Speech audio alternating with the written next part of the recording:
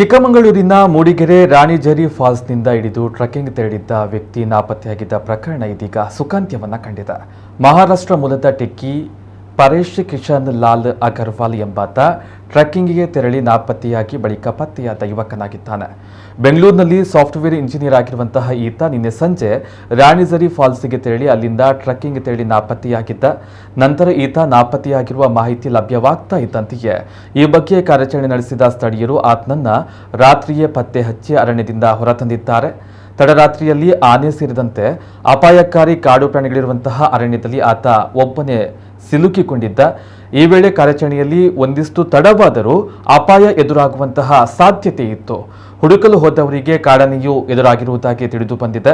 ಬೆಳ್ತಂಗಡಿಯ Ermai falls ಸಮೀಪ ಅರಣ್ಯ ಪ್ರದೇಶದಲ್ಲಿ ಪರೇಶ್ನನ್ನ ಸ್ಥಳೀಯರು ಹಾಗೂ ಅರಣ್ಯ ಇಲಾಖೆ ಸೇರಿ ಪತ್ತೆ ಹಚ್ಚಿದ್ದಾರೆ.